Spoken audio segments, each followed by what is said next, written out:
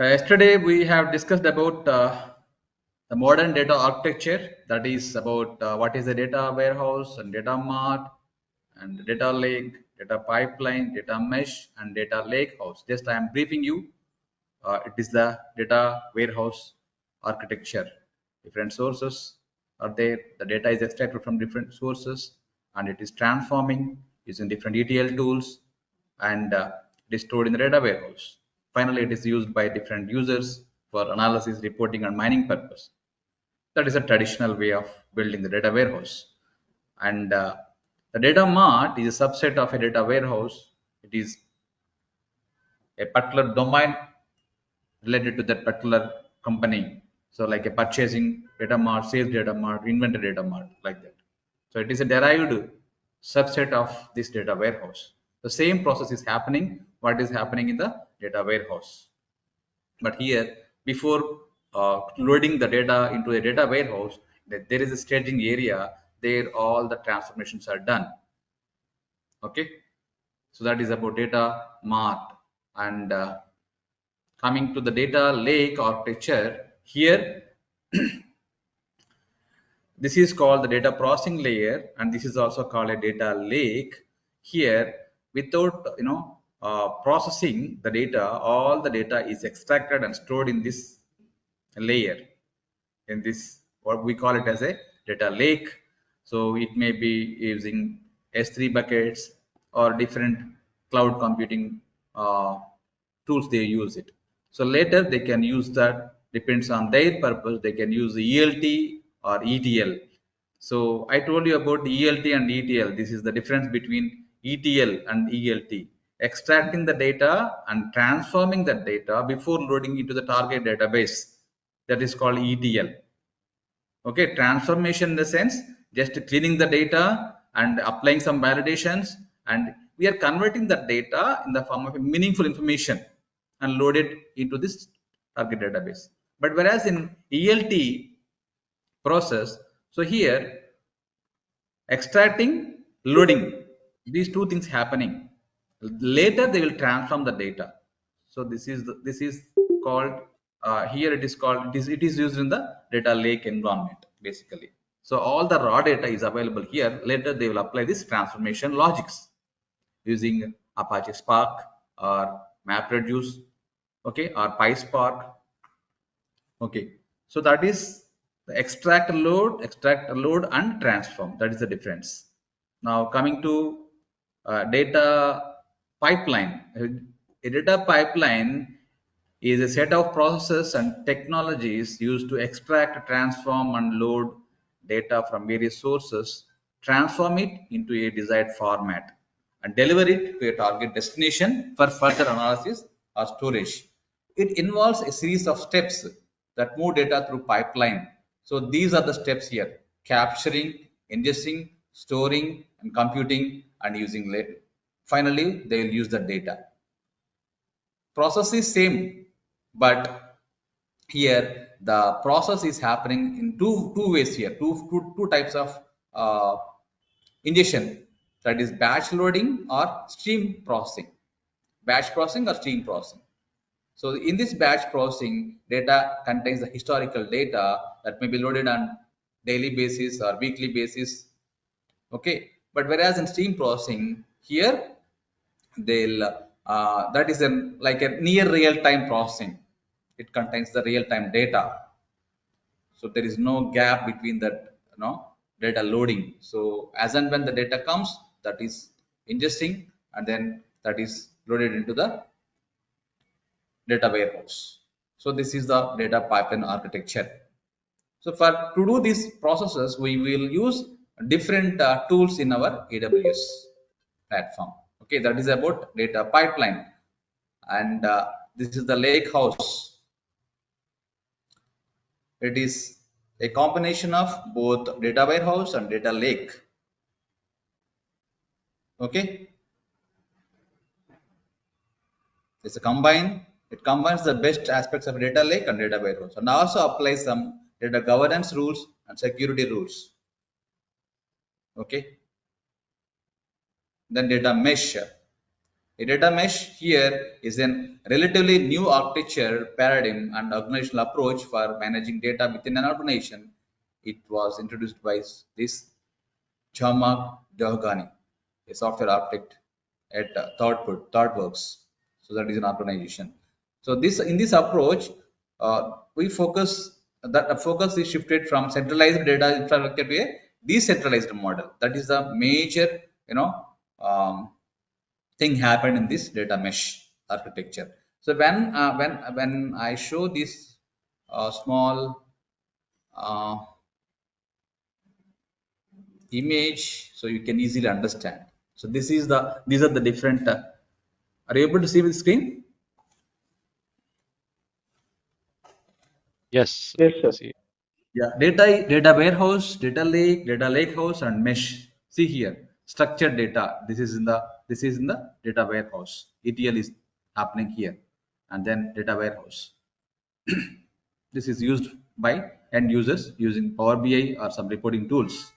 In data lake here, structured data, semi-structured data, as well as unstructured data is loaded directly into this data lake. Later, they will process the data. That is called the ELT process.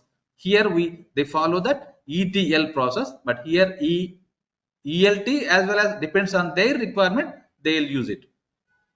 Okay, for batch processing they use ETL, and then for that stream processing they will use ELT process.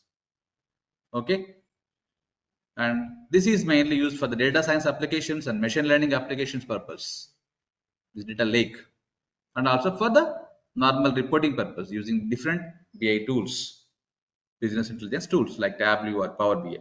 And in this data lake house here, here also it contains various formats of data, structured, semi-structured, unstructured data. But here it is processing that the concept used in here, both data warehouse and data lake house, data lake here. It is containing the metadata as well as data governance layer.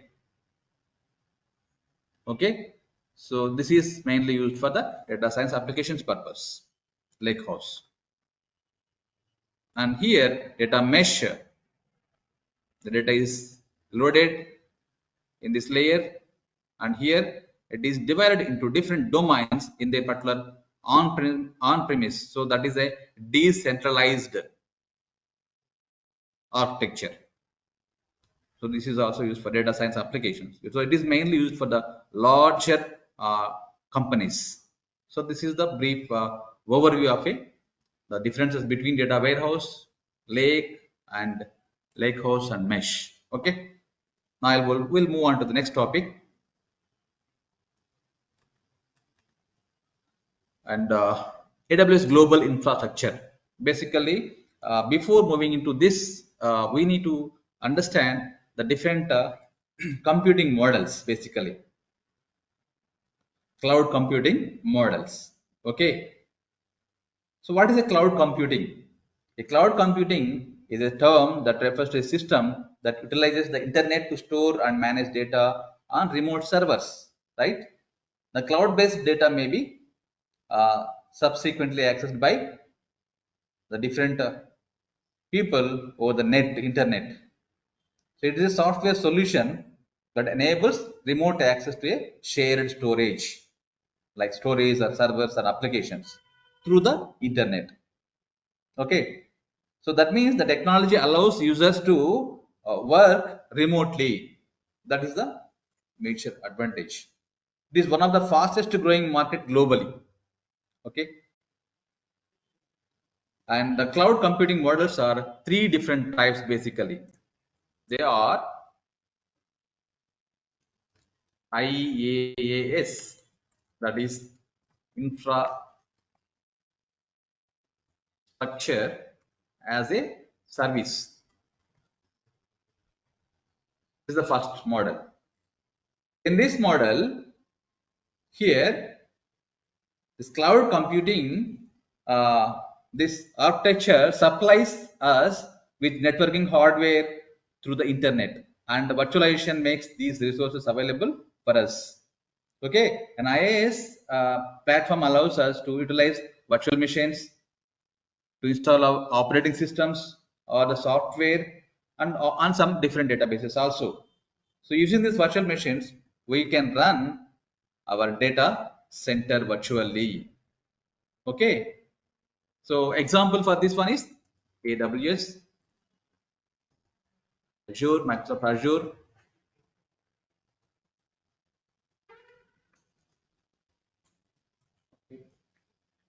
and different IBM. There are different cloud platforms. GC, Google Cloud, and the major advantages of these IaaS are it operates on a pay-as-you-go basis. Okay, this is important. You need to remember this.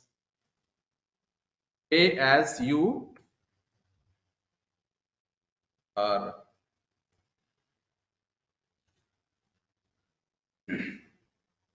as you go. You can also say it like this: pay as you go. On this basis, we can pay only for the services we utilize.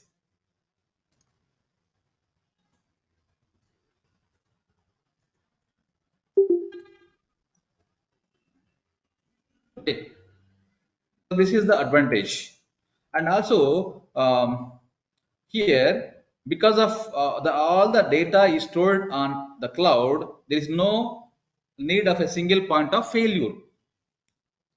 If a data center or a server fails, the infrastructure functions normally works.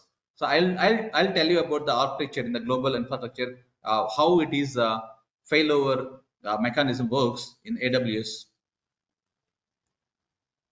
Okay, so this is the first advantage, and the second advantage also it provides us a failure architecture, like it is a continuous working on the net. So here there is no failure of our data or loss of our data. Okay, and the scalability of a infrastructure is determined by the storage and processing requirements, like as and when our database is growing, we can add some extra machines at the storage. Suppose if our processing is increased, we can add some virtual machines, and if the storage capacity is increased, we can scale up the device, that hard disks. Okay, on the fly, and the multiple users can collaborate remotely on a project using this IaaS.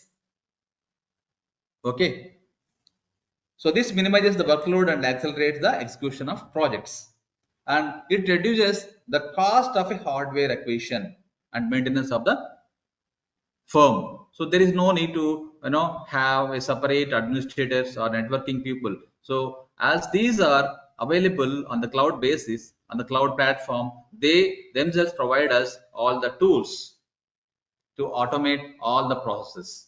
So that is the major advantage of this infrastructure as a service. The second one is PaaS, that is platform as a service. Okay, here this is also a cloud computing stack, that is internet intermediate layer. So like it provides us for the developing and deploying the cloud applications.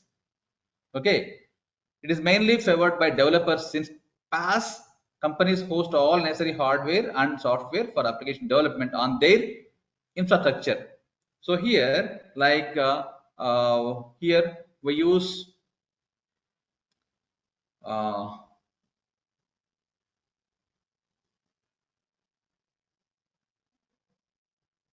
we use like an Outlook or some other Gmail or Google applications, or different applications are there. That is a platform. They will provide us the platform only. Okay, sorry. Here they'll provide us some open stack, open shift hardware kind of thing platforms.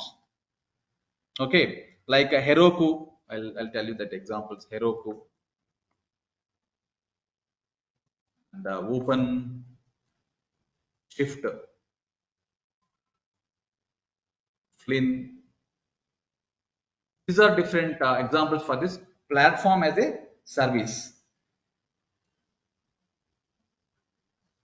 Okay, here in this It is a cloud delivery model.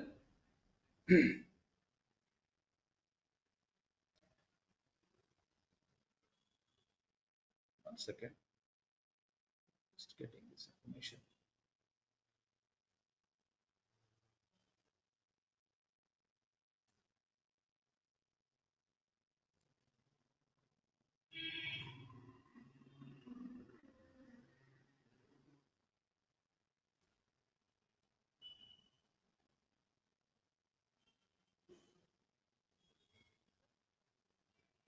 Yeah, it is an intermediate layer, and it provides a platform for developing and deploying the cloud applications. Okay, it is mainly favored by the developers because it provides this hosting hardware only, and hosting hardware as well as software application development. Okay, on their infrastructure. So the main advantages of these are here. There are some more examples like Google App Engine is also there. Google App Engine, Roku, OpenShift. These are all different platform as a service providers. Okay, it is economical since we pay for the services only. We select what we select, only we pay for that one. And the built-in data protection and cyber security capabilities lessen the organization's security personnel. Like they themselves provide us all the security measures and cyber security capabilities. And this enables the development of cross-platform applications. So we can use it for the cross-platform applications. Okay, and dynamic scaling is also providing this pass. And also because of the vendor manages both the hardware and the software, the requirement for additional people or outsourcing duties is consistently minimized. So here also people will be reduced to manage all the, because that platform itself providing all the services. And the third one is just I'm briefing about this because these are just fundamentals before going to our AWS platform. SaaS. This is called software as a service. Okay. So this is the foundation of the cloud stack, like cloud-based applications on a monthly basis subscriptions or yearly basis subscriptions. Okay. Like already Dropbox, Salesforce. Okay.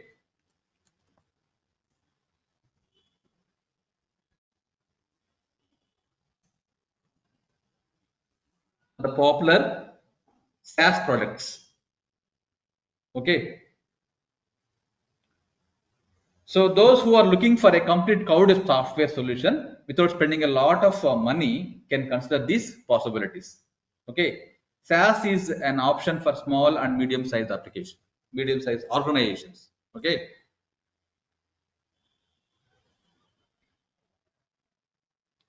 uh, here the advantages of these SaaS are we may access the SaaS software from the laptop or desktop or tablet or smartphones also using our web browser, such as our Google Chrome, like browser. It is simple to use, adaptable and scalable. So here, this is also it applies the pay as you go concept that enables us the cost savings. And users receive new versions and updates as soon as they become available. So there is no need to upgradation by the company. So the SaaS providers, they will provide us all the updates on the software. The other one is a cloud computing deployment models are there. That is called, like there are three deployment models for cloud computing majorly. Those are public cloud. These are called. Just I am telling you that deployment models for cloud computing. These are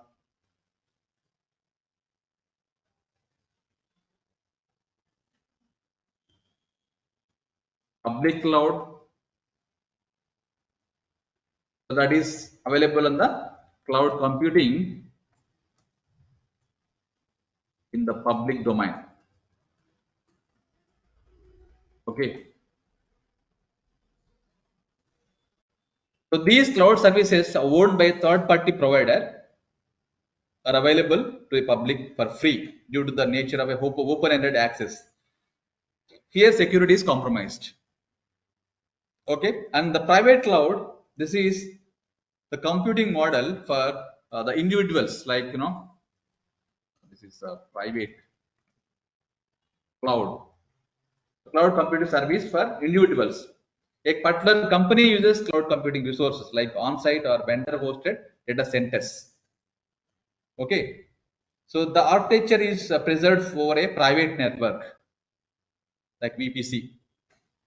Okay, and here there is another kind of model is called hybrid cloud. Okay, in a hybrid cloud, it is a cloud computing environment that combines both private and public. So that provides us the increased flexibility. So these are the different cloud computing models at present.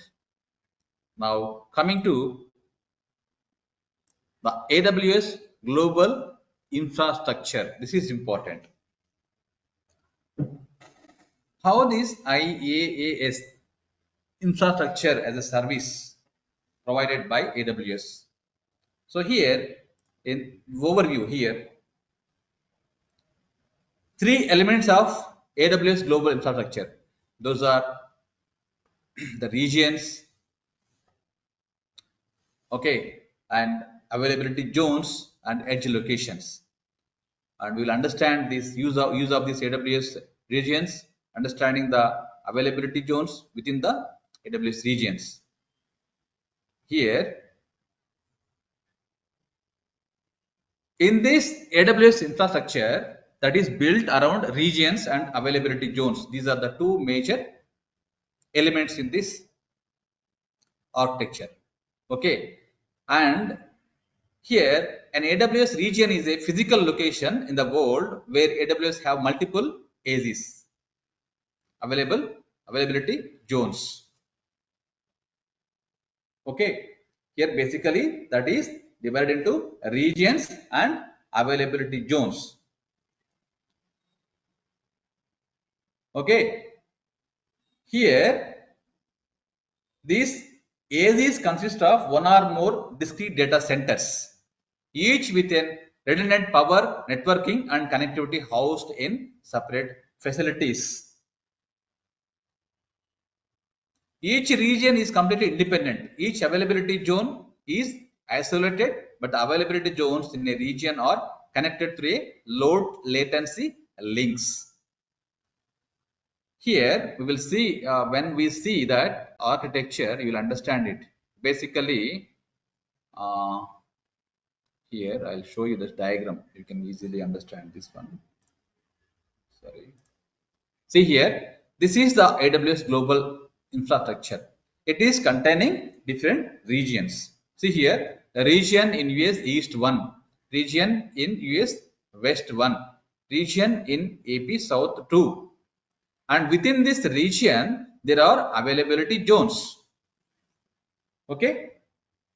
These availability zones are physically separated and isolated each other.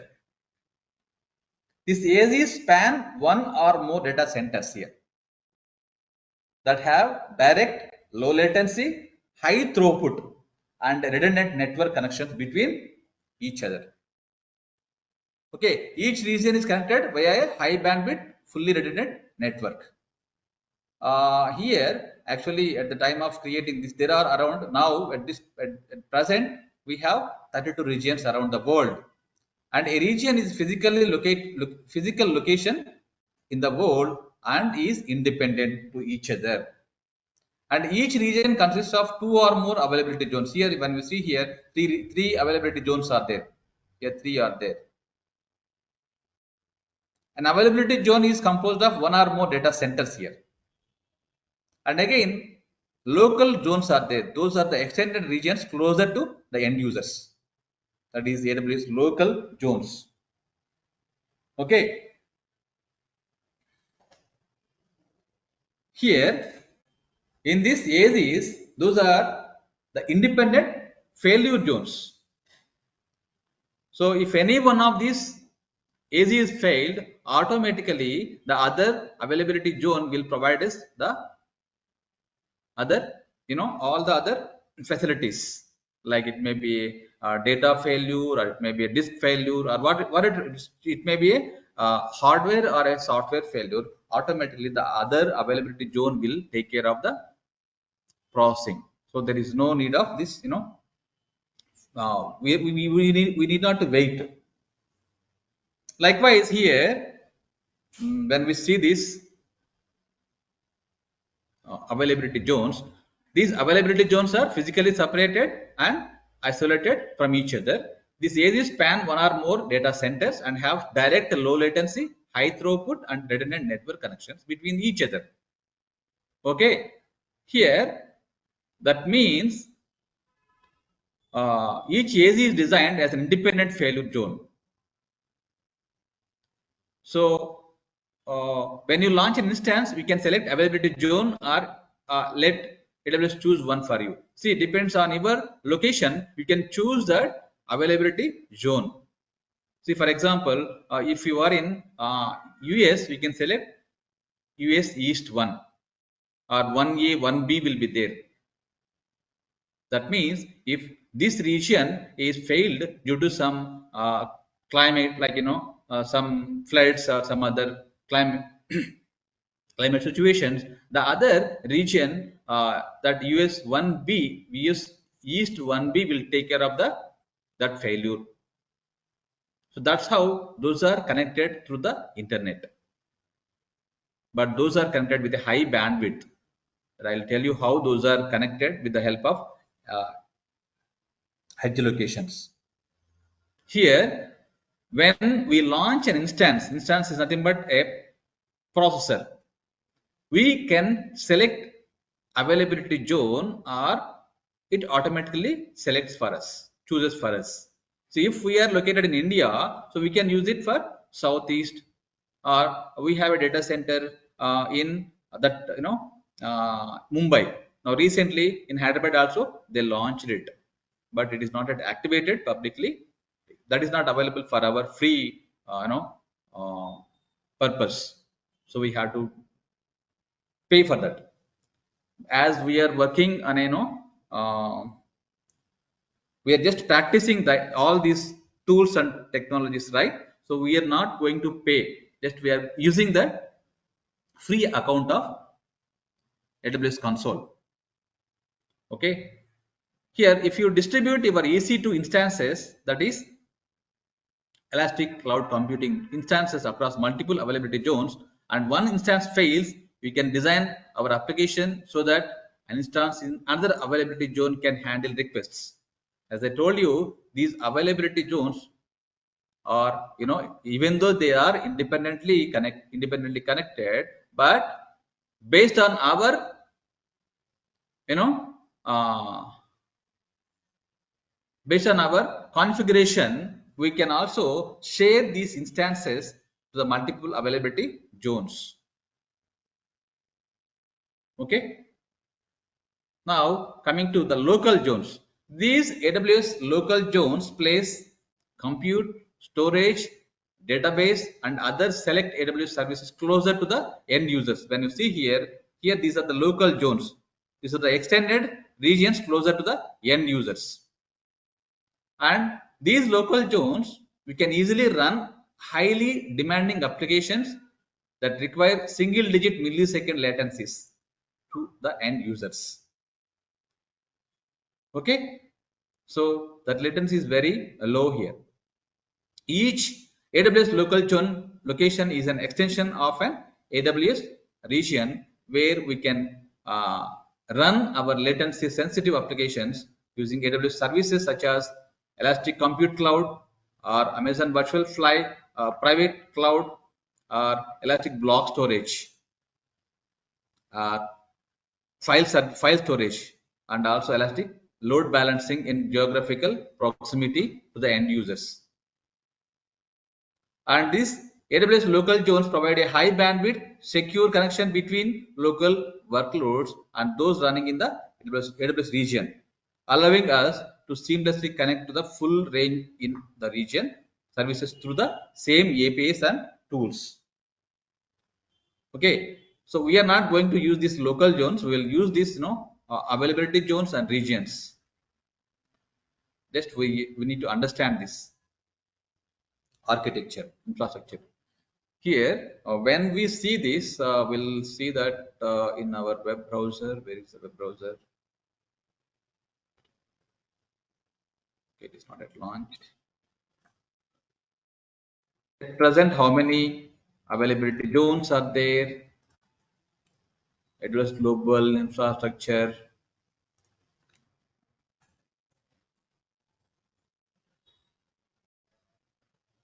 Yeah, here this one. See here.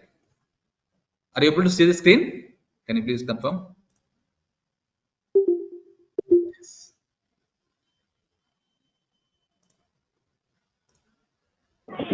Yes. Yeah, thank you. Here it has 32 launch regions, each with multiple availability zones, AZs, and 102 availability zones.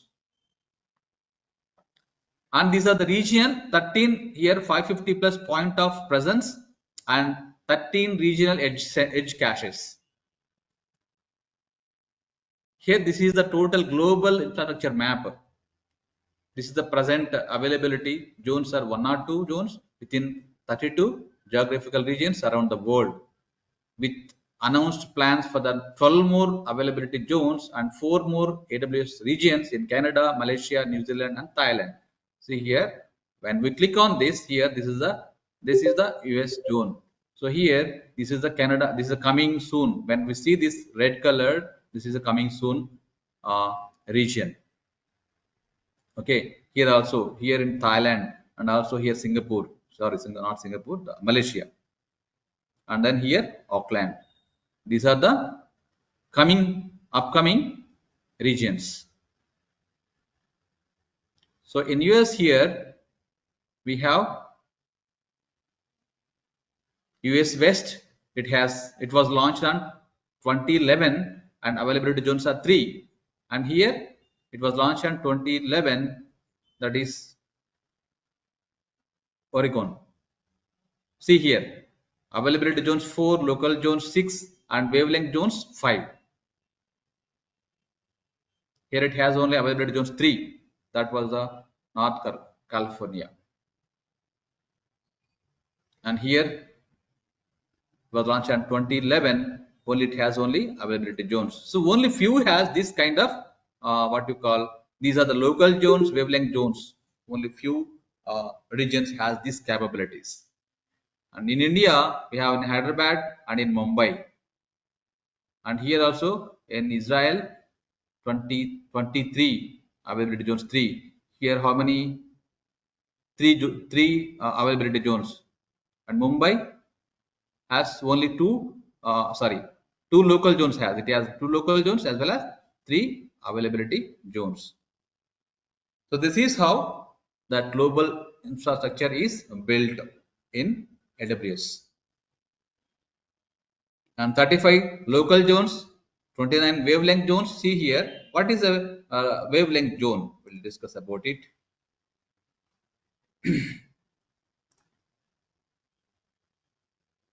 Here AWS outposts, see here, first will local zones, already we discussed about it, right? Local zones place compute, storage, database, and other select AWS service closer to the end users. So it has local, only these local zones has only in few regions. Okay, and these are the those are running very close to the end users, so that is providing us highly demanding applications like mobile applications. And each local zone here is an extension of an AWS region where we can run our latency sensitive applications using AWS services such as these are the EC2, virtual private network like VPC, and EBS, elastic block storage, and file storage, and elastic load balancing. And these local jobs provide a high bandwidth secure connection between local workloads and those running in AWS region.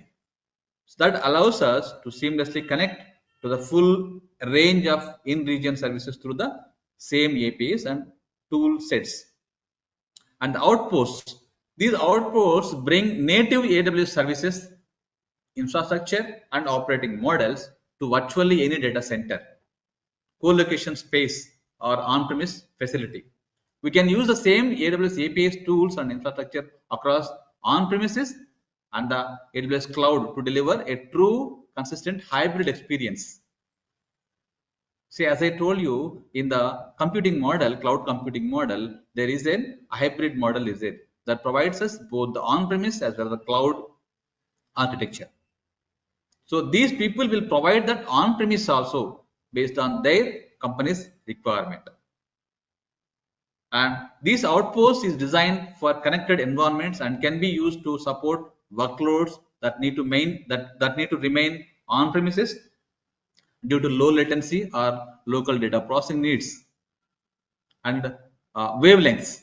Here, this wavelength enables developers to build applications that deliver single-digit millisecond latencies to mobile devices and end users. Okay, that we'll see here in this diagram. This is the here CloudFront origins. Here, CloudFront origin is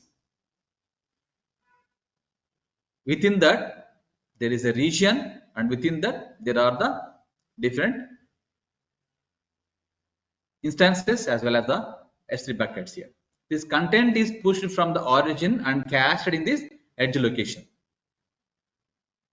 that is used by the users. And like that here, the other edge location. Here, edge locations are distributed around the world. And here, this is another edge location. The users are directed to the nearest edge location here. This CloudFront actually provides us the facility to connect between two regions data centers. Like suppose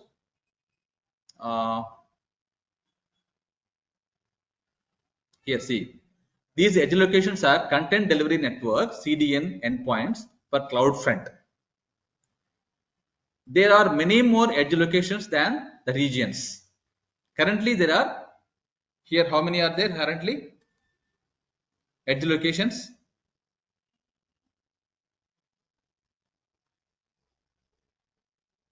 Here, edge caches 550. Sorry, wavelength zones.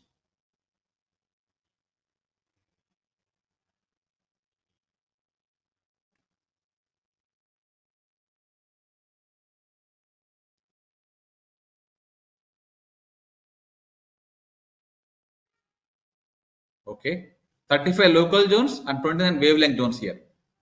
245 countries and territories served, and it has direct connectivity locations, that is 115.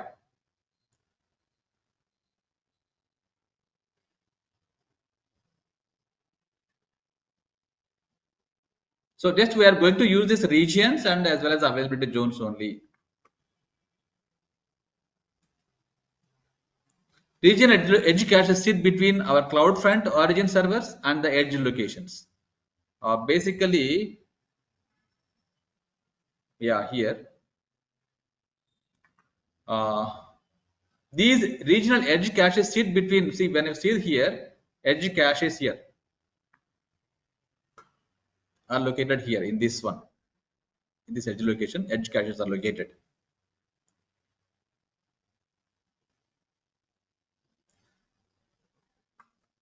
And this regional edge cache has a larger cache width than each of the individual edge locations. Okay.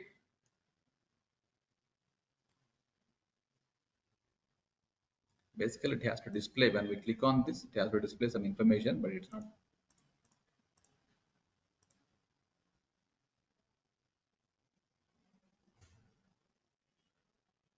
Okay.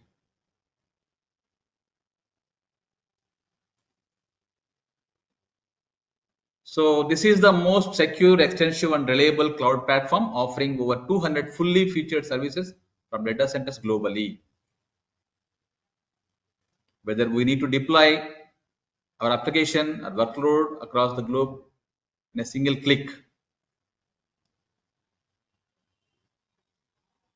So they have a good security model to do all these tasks that we will discuss.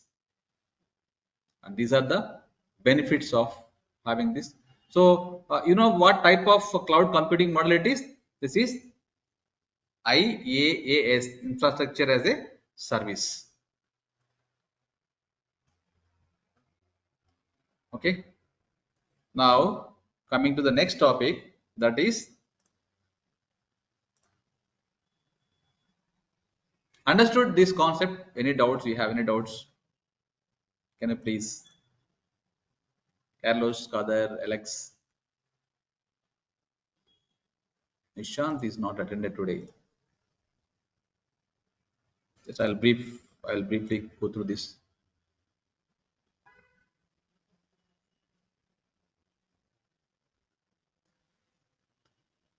AWS infrastructure is built around regions and availability zones, AZs, right? This AWS region is a physical location in the world where AWS have multiple AZs.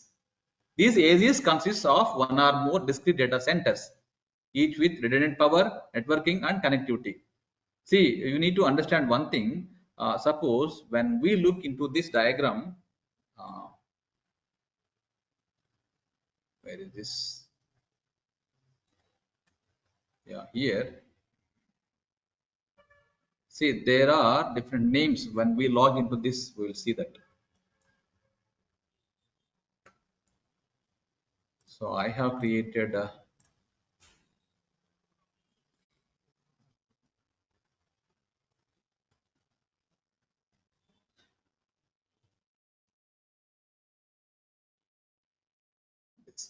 See, do you have an account in AWS?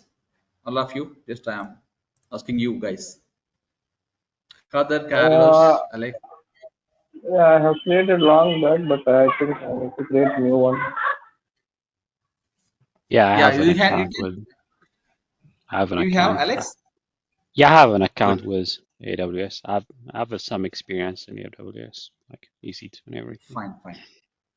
If you don't have, you can create with other email ID so that we can use it for another 1 year. But you need to provide our credit card or debit card information. So and you need to monitor the mails, like as and when that capacity increases or usage increases, then they'll raise the bills. We have to pay for that. Carlos, do you have the account in AWS?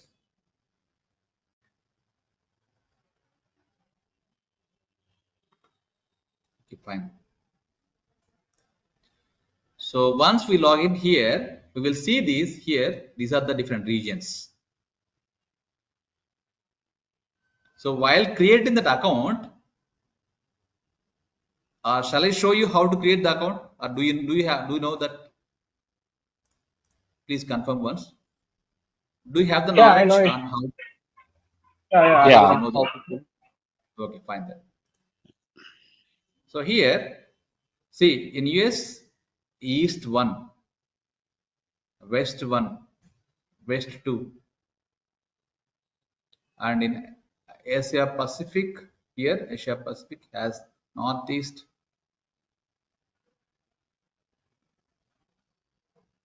and in Europe here Central one, West one, like this. See, there are 11 regions that are not enabled for this account. Like it is one of this. Hyderabad is one of this.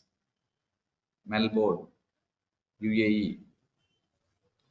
So while creating our account, that will provide us the option to choose which one is. So we can choose any one of. If you are belongs to US, we can select this US East or US East 2. See, basically, this US East 1 and East 2 and West 1 and West 2 are connected through this architecture, through this cloud front architecture, Why? Because once upon a time, there was a failure in one data center that is in this region, East. So they have created another East 2 so that if any one of the failure of that particular data center, automatically this will pick up and then that will provide that data services or the application services without interrupting their business process. Okay. So using this cloud front, they have created those two regions. Those are interconnected together. Okay. Now coming to that is about the global infrastructure. And now coming to the next topic, that is one of the important topic that we will choose this IAM, identity and access management. Okay. This is the core AWS service that provides, that helps us to control access to the resources. These resources are the entities we create in AWS, that is S3 bucket or Lambda or DynamoDB or RDS, any databases or any resources. Those will be controlled with this IAM service. Users attempt to perform actions on these resources. Like if we wanted to create one S3 bucket, we have to provide this action. We have to perform this action and we have to have this permission. That create bucket permission is required to create that particular S3 bucket. And the authorization to perform, like this, users attempt to perform actions on these resources, and authorization to perform on that action depends on the policy. See how strictly they managed, how tightly they have provided the security model here. That we'll see how it is to be done in AWS. Okay, these are the characteristics. Those are the free centralized AWS service, default scope in AWS account, deny by default. So we don't have any permission. We have to provide explicitly by providing allow permission. And then when we create an AWS account, we will have this root user. Okay, so that is a very high level security user who has all the admin rights. It has a complete access, and the best practices are don't use this account for everyday purpose. This root user, we can create the normal user and we can provide some of the security rules for that particular normal users and set up physical MFA and lock it away and connect to a here EGA, not an individual. Don't use Amazon.com for shopping account. These are the practices, best practices.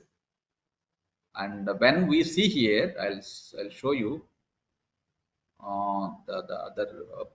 Yeah, here, see here. This is a user, right? So to create this Lambda function, we should have the access. By default, we don't have the access. So when we are trying to create a Lambda function, it is going to give us this access denied error. Here, this is the policy that is stored in the form of a JSON file format. The version of that policy and the statement, it contains some create function, allow. So to create this Lambda function, we should have this action, the rights here. Create function is the action here. The resources, whatever the star indicates here, this is a wildcard character that provides us all. Okay, star indicates all. Like that, if you want to access RDS database, so we have separate actions for that, because it is a different resource, right? So here, to access, to create a lambda function, we need to have this create function, and then uh, these users can connect by using three different ways here. That is through this AWS console by using this username and password. And the other one is we can use command line interface also. So AWS provides us command line interface commands to access all the resources. And the third one is we can use the software development kit through the programming also, through Python or the other programming. We can also access these resources to perform our tasks. There are three ways here, right? One is through the console, the other one is through the CLI command line interface, the third one is through the SDK, through the Python code. In the future sessions, we will discuss about them, how to access these resources using three different ways. Okay, see here, if we have these permissions and the actions, the resources are to create this function, that is possible only we should have these permissions to create a lambda function. Otherwise, we will have this, we will get this error. See here, when this is the one way to access this AWS web services. This is the identity. In identity access management, identities are required to authenticate AWS accounts. So we have to provide our username and password, and it verifies it, and it authenticates it, and we can get the services. And access management. Here, identity and access management. In this, access management relates to authorization and access control. So once we logged into the system, into the console, we should have the access authentication. These are the different ways like MFA, multi-factor authentication. These are high security, for the high security purpose, and federated access. And the authorizations are list of permissions like creating bucket, RDS read-only permission, or the EC2 full access, or cloud trail full access, like this here lambda function, create function. So these are all the different authorization permission, list of permissions. This is the access management. And these are the IAM components, the basic components. This IAM service is used to manage and control security permissions through these users and groups. Groups are nothing but a group of users, like different teams may be divided into admin group or developers group or different testing group. We can divide them and provide all the groups. And roles. So as I told you here, each user has a role, okay, to access that particular resource. And these are different access control mechanisms. MFA or using passwords, and that, one more important thing is that is uh, public key and private key, that I'll show you in the next session because time is not sufficient. And IAM is a global service. We can access the same user if we configure it to access multiple regions. We can also access region A, region B, region C. This is a global service. Okay. And this is the first service a user will interact with when using AWS. This, we have seen that when we logged into this, when we want to log into this service, we have to provide the username and password. That's the first service. And the responsibilities of IAM, here it is critical to understand IAM and know how to implement its features here. How secure your access control, procedures must be, and how much should you restrict users to access, how complex a password policy must be, should you use multi-factor access. See, this is not your job actually. The architect or the security person will take care of that in the organization, right? So just you need to understand what are the different responsibilities of this. uh, to perform our daily tasks as a data engineer, we should have some permissions to access our resources. Okay. Now let us see here. When we logged into this, here we have different services. Like for here we have security and security identity and compliance. In this one, we have IAM. So this is the here we can create the user by clicking on this one. The security and identity, that IAM service is there. So here there are no users. This is a fresh account. Okay.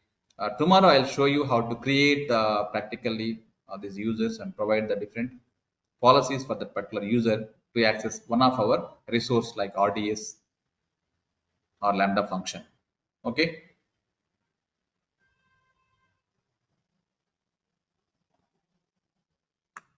So from now onwards, we will discuss the topics. The theory will be less and practice will be more. Okay.